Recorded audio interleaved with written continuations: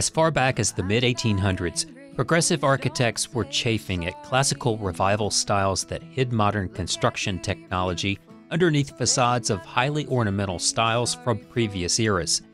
It took half a century or so for a style that emphasized minimalism over ornamentation to take root, and Ludwig Mies van der Rohe was one of the modernist movement's heroes, designing scores of famous buildings around the world that took on his skin and bones aesthetic.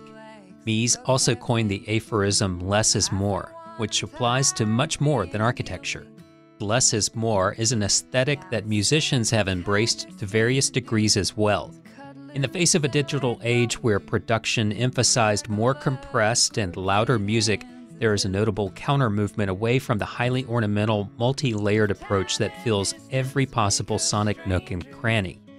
Instead of surrounding its audience with sound, in a way encouraging a live crowd to talk over the music and lose focus on what can seem like an unscalable wall of sound, it strips all of that down to its skin and bones, presenting you with an artist sketching their musical designs with only their voice and their instrument of choice. It's a music to lean into, with a decidedly analog, minimalist approach, which puts the essence of the song and the soul of the artist on full display, with no digital facades to disguise the structure underneath. Concerts with only a singer playing guitar might sound like they could not compete with a full band plugged in, decked out with lots of instruments and effects pedals and such, but it can be quite powerful, revealing the living, beating heart at the center of all music. It can also be refreshing to be at a show where the audience is more focused on listening to the songs and lyrics than looking at their devices and having loud conversations during the performance. I was reminded of this recently at Citizen Vinyl in Asheville, North Carolina, when Greg Cartwright, Wes Pearce, and Amanda Anne Platt, whose song The Road from her 2017 album is playing now, played an acoustic show ahead of their interview that night. We talked upstairs in the old WWNC radio station live performance room, celebrated for its less is more modernist architecture, clean lines, original light fixtures and floor, which still shows the scuff marks from performances by artists like Jimmy Rogers and Bill Monroe. Welcome to Southern Songs and Stories. I'm your host, Joe Kendrick, and this is our episode on Greg Cartwright, Amanda Anne Platt, and Wes Pearce. I hope the road is good to you until then.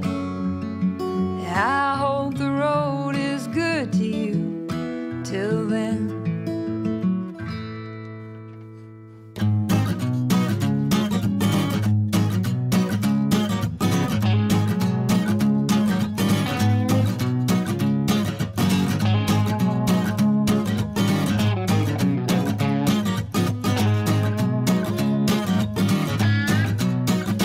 Southern Songs and Stories is part of the podcast lineup of both Public Radio WNCW and Osiris Media. Osiris creates music podcasts and events to help music fans deepen their connection to the music they love with all of their shows at osirispod.com.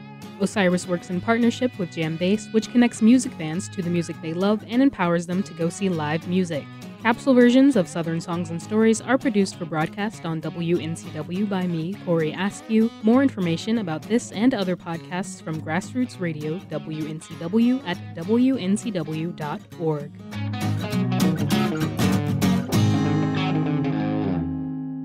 This story begins with Citizen Vinyl, a combination vinyl pressing plant, recording studio, bar, and restaurant in downtown Asheville, North Carolina.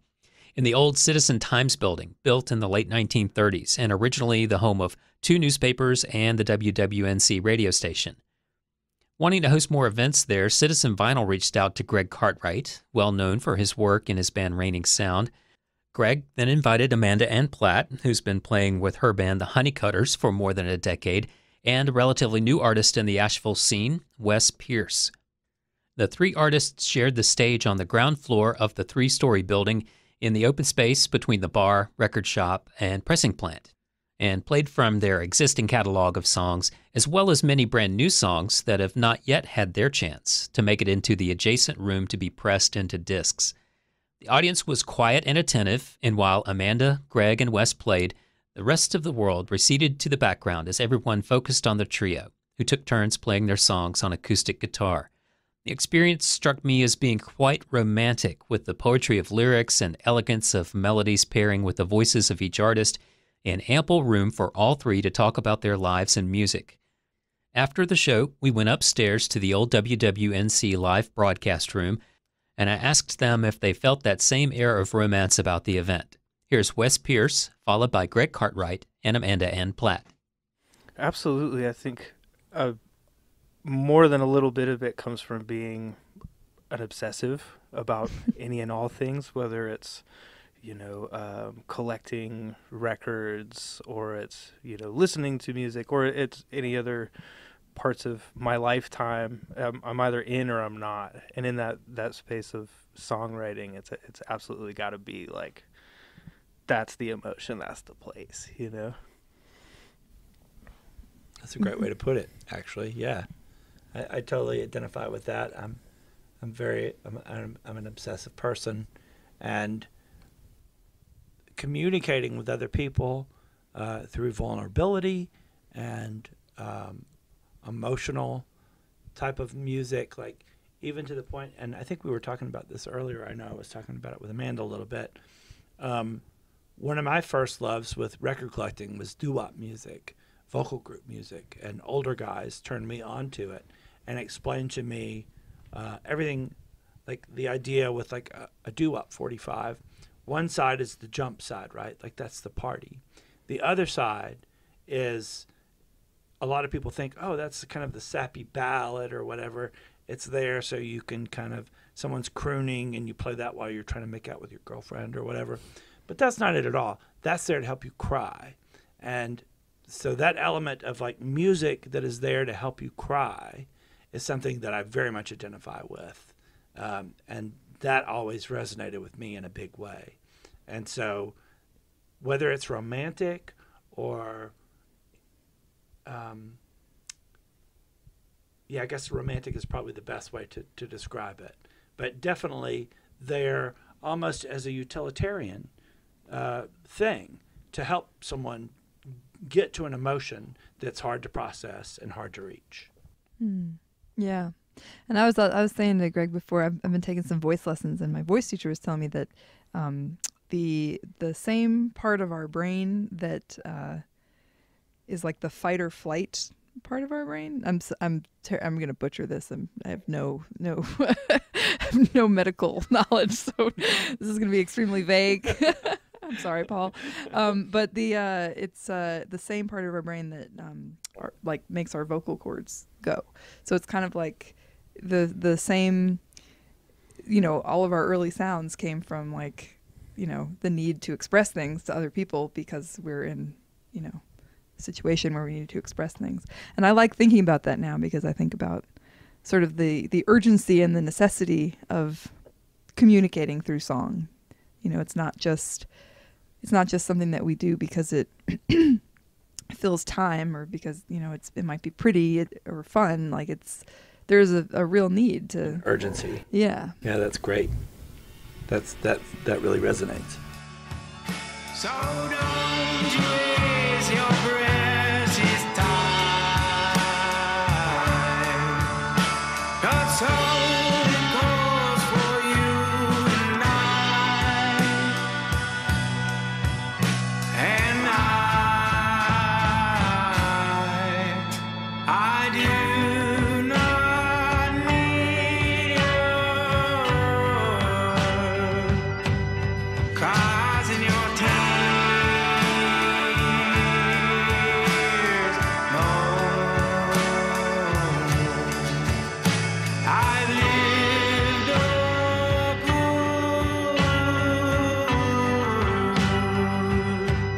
a good many years. No, and I do not need this body anymore.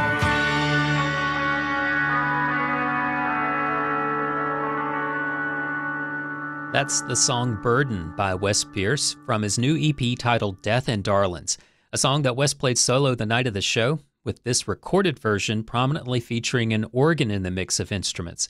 I learned during the course of our interview that the organ comes from his love of swamp pop and New Orleans luminaries like Jimmy Donley, which was a pleasant surprise.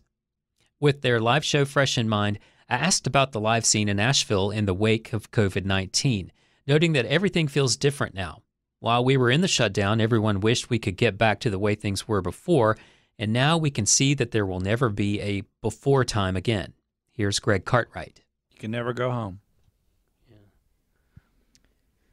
Yeah, I think that's you nailed it. That's I have this very limited experience, or rather this like small little like niche of experience. I've been booking a country night at the Double Crown called Western Wednesdays for 5-6 years, something like that now. Somebody checked me on that. And we started out, nobody really wanted to hang out. We were like $5. I would cook some chili, some cornbread. Maybe some friends would show up and like see a killer country band, like some friends from out of town, from New Orleans or elsewhere that I'm in love with their music. And it built a little bit, and it was worth continuing to do for the bar and for bands. And then after the pandemic, something happened where people were just down to party for the country music.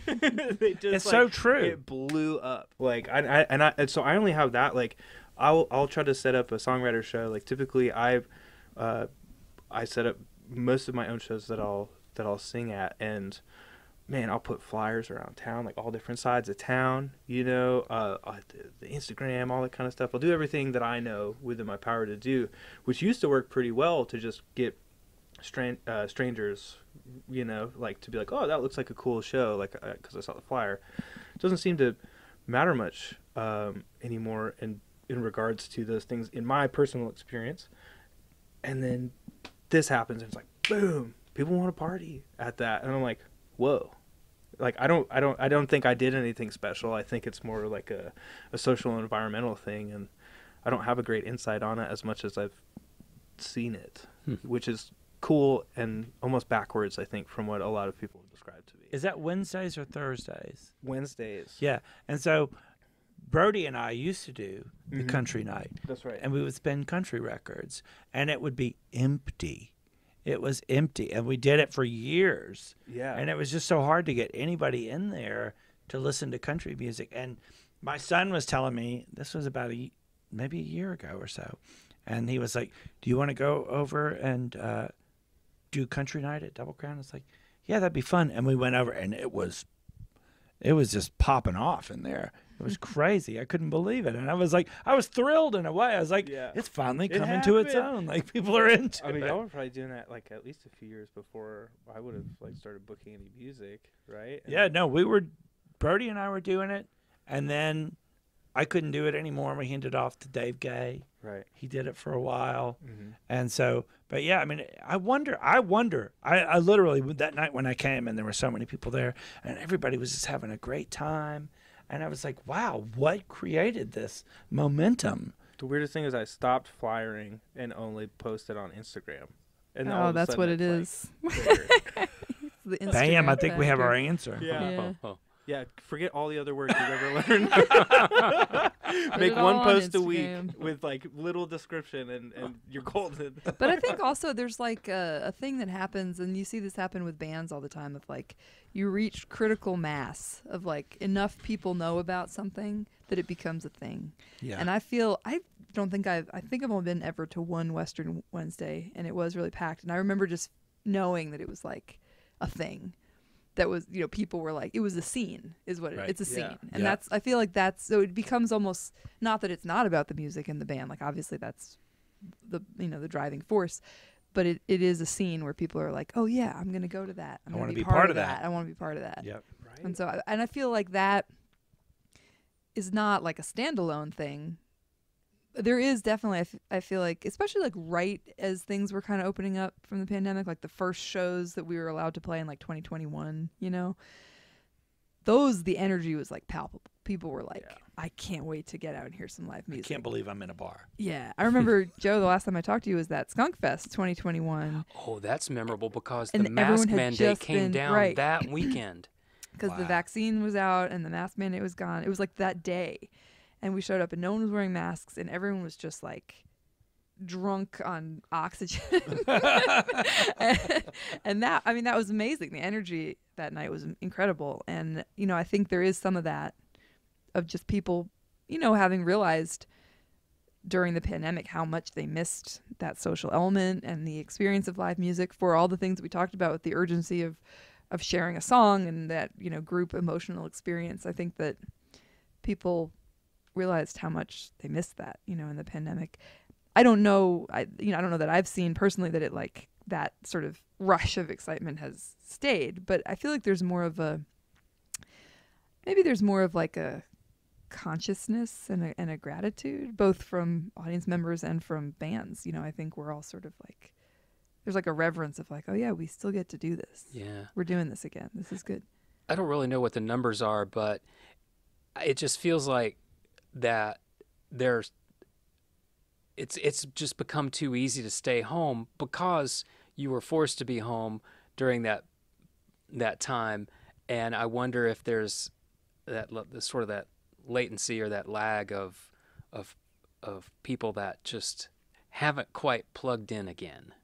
Have you witnessed anything like that? I mean, for me personally, I know it's a lot easier to not do something than to do something. I also have a 3-year-old.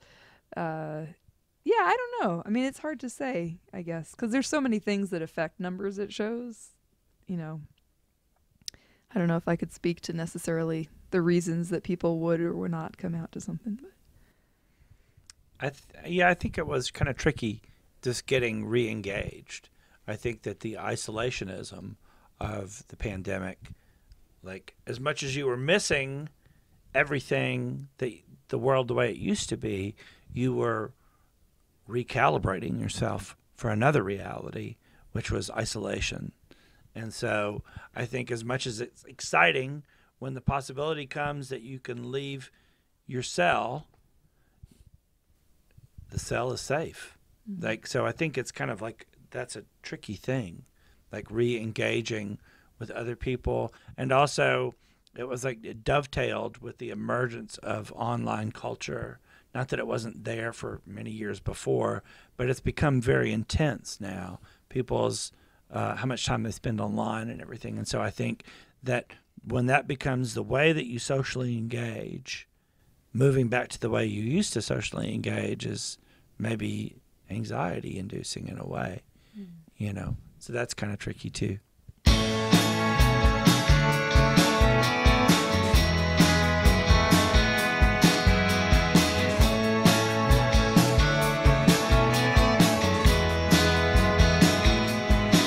Where you are, I can see your face at all.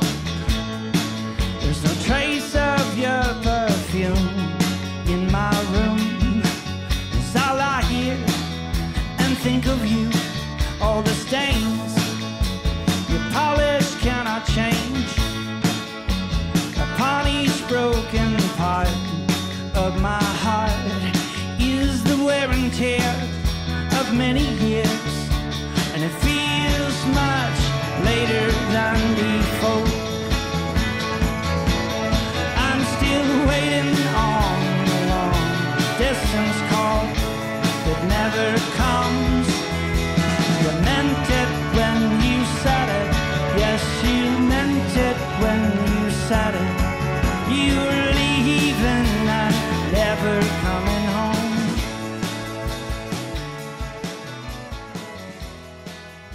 One of Raining Sound's most popular songs, the live version of Never Coming Home from their latest album, Memphis in June.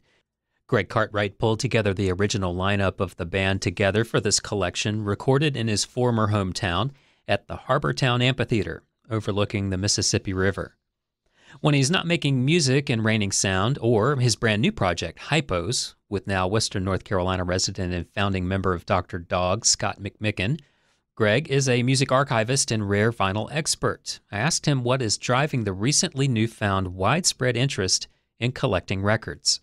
It's interesting because it changed.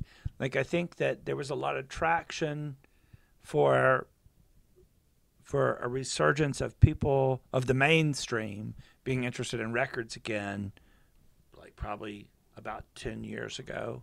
It started to really pick back up. at that time, the real high end of records was 45s and 78s for very specialized collectors and DJs who were really buying them so that they could play them or sample them. And small label 45s and stuff are much harder to find. So that the real high-end value was in those items because they're more rarefied than a mass-produced LP.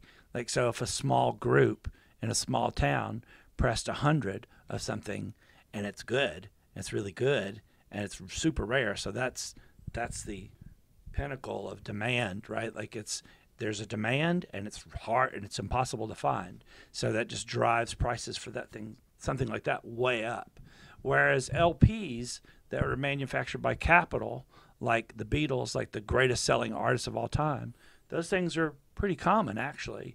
There's a demand for them because everybody loves it, but they're not hard to find. So they're not really, most of them are not that valuable.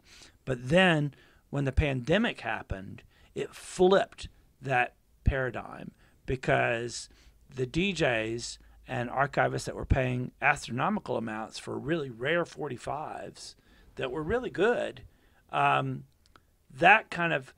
those people didn't have the income anymore to purchase those things because during the pandemic you couldn't DJ to 4,000 people. You couldn't do all those kind of things, started to dry up, so the money that was driving that started to disappear.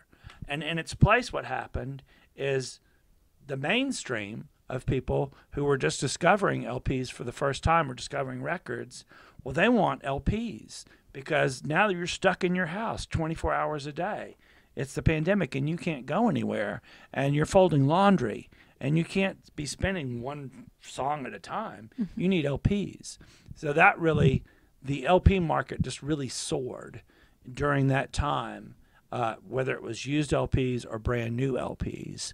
And that was kind of interesting to see as someone who's really into records, like just kind of seeing that dynamic change so drastically and going from a market where the highest prices were being paid for these rare things that were on either 45s or 78s, going to people paying really astronomical amounts for LPs who aren't even archivists. They're just people. So you're saying that people would actually play these rare 45s in a public setting? Oh yeah, absolutely.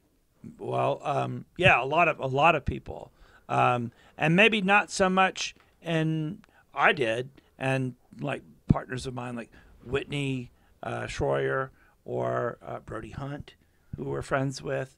I mean, the idea is like, of course, it's wonderful to find all these things, but really what you want to do is play them for people. So whether that's on a radio show or to a big crowd of people who would just come to dance for a dance party, that was definitely part of what was going on that was driving that market. And that just kind of dried up over the pandemic because those people couldn't really do that. So it just, that kind of tanked. But then, you know, all of a sudden people who had never bought a record in their life were ready to pay, you know, top dollar for a great clean copy of Rumors, you know, like, which is odd. That used to be $1 record. Now it's like a $40 record. Oh, wow. Yeah, it's kind of crazy. I think also, I mean, my coming at this not from any sort of archivist, you know, background or real knowledge of LPs or 45s, but I think that what I've seen too is with you know, everything becoming like online and streaming, and you know, we've sort of gotten really far away from this physical product. I mean, we all joke it's like no one buys CDs anymore, but really not a lot of people buy CDs anymore. And so I think that like it's almost like coming back around. It's like, oh, well, if you want a physical product, you're not going to, you know, the CD is less alluring now. But you know, if you want a physical thing, then the vinyl is kind of the way to go. I think that's why more bands are getting vinyl printed up, and it's, you know, it sounds better and it's more of an experience. You know, I think people are wanting that experience. It's exciting. Yeah, definitely the format of the LP is exciting. You open it, you know, it's like, I mean, we all have that kind of memory of with the LPs where it's like, it's this big picture. There's the band. I'm turning it over. I'm reading it again. I'm trying to glean every piece of information I can about this artist while I listen to it. It's creating this image in my mind of who these people are and what their story is. And the LP is a really fantastic delivery system for that very reason. It's kind of like a little world that you can get into. CDs are great too, and the online platform of streaming and stuff is also really cool. That kind of like the promise of the online world when it first came along to stream music was that it would be the great leveler, is that like everybody will be able to put their music. You will be on an even playing field with every major artist ever. And in some ways that's very true, and in a lot of ways that's the downfall of it, is actually that there are just so much, and you don't know what to choose because it's all level.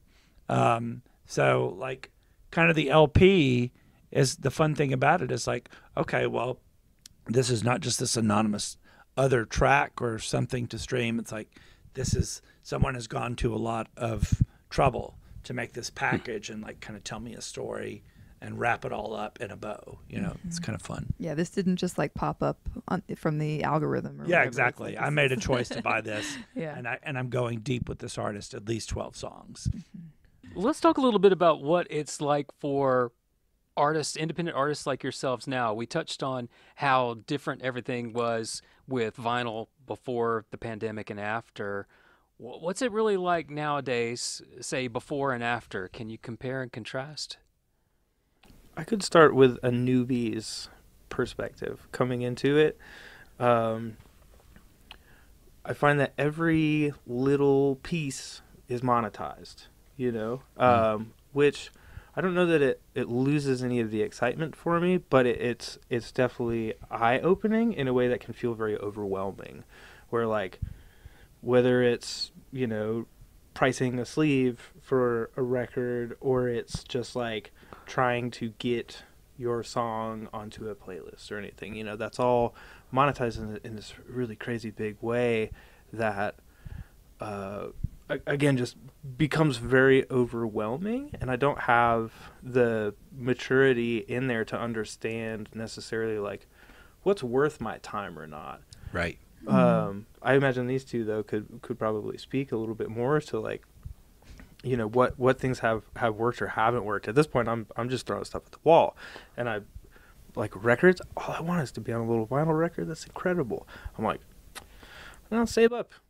That's a really great point, Wes, because that is the thing, is that in the 80s, when I first started playing in bands and making records were on the way out, which was great for me, in the sense that the mainstream didn't want to make them anymore. There were still lots of record pressing plants, so you could get turnaround time for a record was quick, and it was cheap. So it was just, you could easily print up an EP 45 or a record or whatever, and it was like your calling card.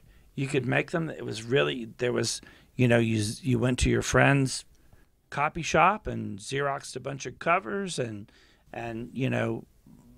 sent the master tape off, and in a couple of weeks you had a record, and you could use that to get gigs. That was your demo. It might not, you weren't being commercially distributed by anyone, but it could get you gigs, and at the gigs you could sell those, and so it was great.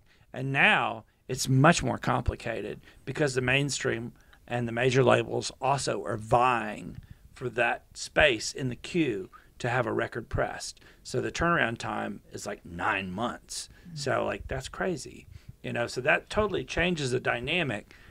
Whereas like when I was doing it, the mainstream had left it. So it was punk rock bands and indie bands and people outside the mainstream that were utilizing the records. And that was great. It was technology that had been left behind that we could use. But now that other people want to use it, and you want to get your punk rock EP or your country EP pressed up, well, Mariah Carey also has to get her record pressed up, and you have to vie for that same space. And that has definitely changed things. the price has gone up because of that. Because there was that, like the mainstream didn't want the records, then it was cheap to make them, and that's changed completely. Like you were saying, like pricing out getting the jackets made and getting the records pressed and having the records plated and mastered, all of that factors into it now, and it's a much more expensive process. Also say no shade, MC. Like keep singing. Yeah, exactly. Right. Yeah, No. no shade at all. We won't slow her Carey. down. Just saying, it's a level playing field. It's me and you, Mariah. Yeah. We're coming for you, Call Mariah. me out. I'm coming for you.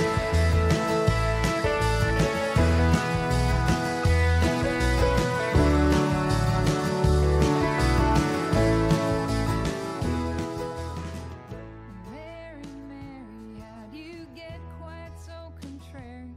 See the trouble that you started, standing by your man.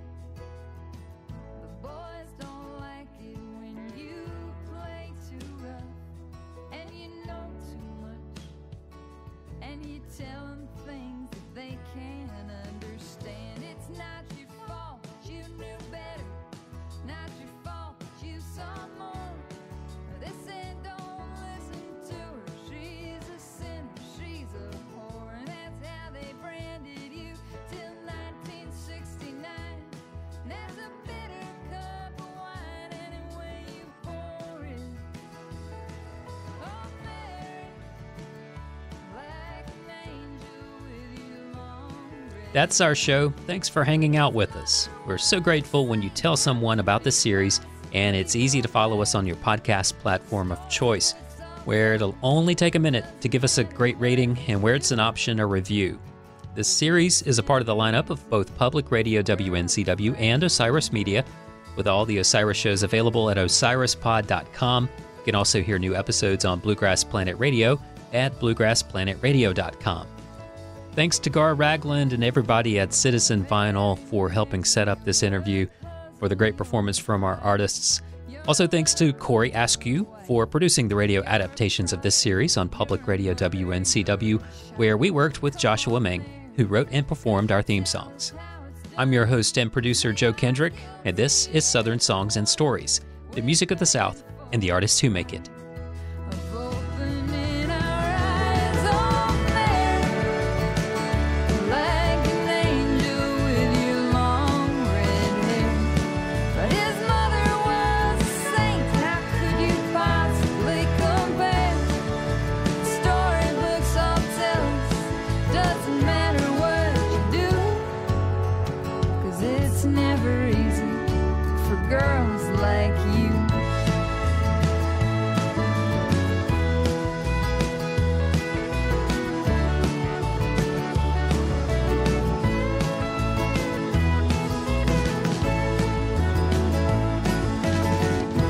Late at night, did you get tired? Find yourself falling to your knees, begging just once. Turn the wine back into water. Be a father to my daughter. Oh, please.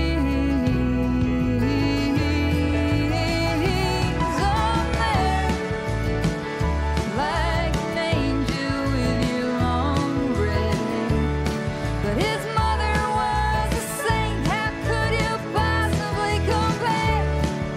The storybooks all tell us, doesn't matter what you do, 'cause it's never